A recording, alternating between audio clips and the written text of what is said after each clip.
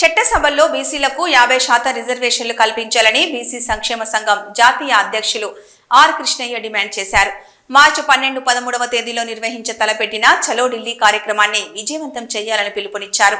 జాతీయ బీసీ సంక్షేమ సంఘం, ఆంధ్రప్రదేశ్ బీసీ సంఘం, దక్షిణాది రాష్ట్రాల ఓబీసీ సంఘం ఆధ్వర్యంలో బషీర్బాగ్ ప్రెస్ క్లబ్ లో జరిగిన కుల సంఘాల సమావేశానికి ముఖ్య అతిథిగా ఆర్ కృష్ణయ్య హాజరై చలో ఢిల్లీ వాల్ పోస్టర్ ను ఆవిష్కరించారు. అనంతరం ఆర్ కృష్ణయ్య మాట్లాడుతూ స్వాతంత్రం వచ్చి 76 ఏళ్లు దాటుతున్న ఓబీసీలకు రాజకీయ స్వాతంత్రం రాలేదన్నారు. పార్లమెంట్ లో బీసీ బిల్లు సాధించడం ద్వారా మాత్రమే బీసీలకు రాజ్యాధికారం దక్కుతుందన్నారు. దేశవ్యాప్తంగా కుల గణన జరగవలసిన చారిత్రాత్మక ఆవశ్యకత ఉందన్నారు.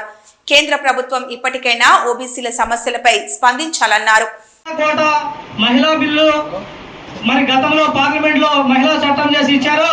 ఆ మహిళా కోటాలో ఓబీసీ మహిళలకు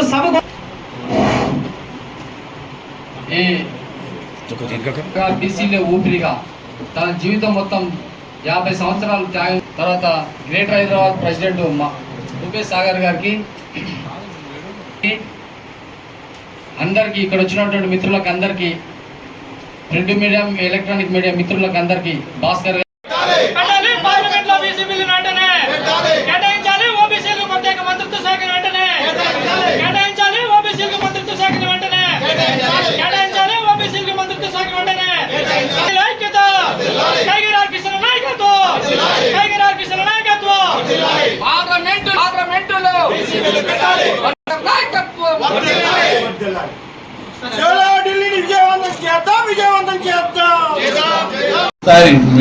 మేధావులను దేశవ్యాప్తంగా ఉన్నటువంటి మేధావులతోటి పిలిపించి అక్కడ పెద్ద ఎత్తున ఒక దాదాపు 1000 మంది మేధావులను, ప్రొఫెసర్లను, డాక్టర్లను, ఇంటెలెక్చువల్స్ను, రిటైర్డ్ ఐఏఎస్ ఆఫీసర్లను పిలిపించి బీసీల మేధోబదన సదస్సు మార్చి 12, 13 తేదీలలో ఏర్పాటు చేయడం జరిగింది.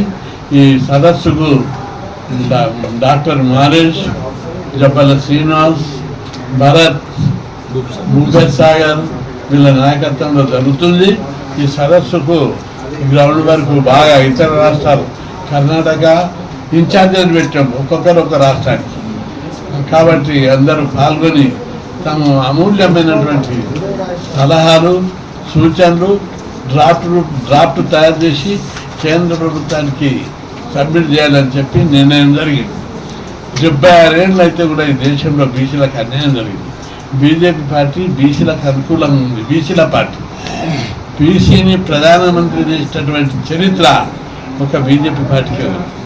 కాబట్టి ప్రధానమంత్రి నరేంద్ర మోడీకి ఇల్లు లేదు, వాకిల్ లేదు, కుటుంబం లేదు, ఆస్తి లేదు. ఆయనకు భారతదేశమే ఇల్లు, భారత ప్రజలే ఆయన కుటుంబం. అంత గొప్ప మహానుభావుడు ఉన్నప్పుడు బీసీలకు న్యాయం జరగాలని చెప్పి మనం అందరం ఒత్తిడి తీసుకురాలి. అమ్మ అయినా అడగని అన్నం పెట్టాలి. కాబట్టి మనమందరం మనకు జరుగుతున్నటువంటి అధ్యాయాన్ని ప్రధానమంత్రి దృష్టికి తీసుకురావాల్సిన బాధ్యత మనందరి మీద ఉంది. అందుకే బీసీ మేధావులు తమ అమూల్యమైన సలహాలు, ఏ పద్ధతిలో బీసీ కులాలు అభివృద్ధి చెందుతాయి, ఏం చేస్తే విద్య, ఉద్యోగ, ఆర్థిక, రాజకీయ అన్ని రంగాల లోపల అభివృద్ధి, సమాజంలో చాలా స్పీడ్గా డెవలప్మెంట్ స్టార్ట్ అయింది, మార్పులు వస్తున్నాయి. ఈ మార్పులకు తగ్గట్టు బీసీ కులాలను ఎట్లా డెవలప్ చేయాలి? ఒకప్పుడు 50 ఏళ్ల కింద చాలా పేదరికం ఉన్నాయి. ఈరోజు డెవలప్మెంట్ స్టేజ్కి చేరుకున్నారు. దీనిని మరింత ముందుకు పెరుగుతున్నటువంటి నాగరికత అభివృద్ధిలో వీళ్ళందరినీ భాగస్వామ్యం చేయవలసినటువంటి బాధ్యత మన మీద ఉంది. కాబట్టి బీసీ కులాల గురించి పోరాడి వీళ్ళ అభివృద్ధి కోసం చర్యలు తీసుకోవాలని చెప్పి డిమాండ్ చేస్తున్నాం. అందుకే రాజ్యాంగబద్ధమైనటువంటి హక్కులు కల్పించాలి. బీసీలకు ఇచ్చేది వాటా ఇచ్చేది కాదు. మేము భారతమాత బిడ్డలందరికీ వారి వాటా, పిల్లలందరికీ సమానమైన వాటా ఇవ్వమని భారతమాతను అడుగుతున్నాం. మేము తల్లిని అడుగుతున్నాం, తండ్రిని అడుగుతున్నాం. మోడీని తల్లి లాంటి వాడు వీళ్ళందరికీ. కాబట్టి ప్రధానమంత్రి మోడీ ఈ దేశానికే గర్వకారణమైన ప్రధానమంత్రి.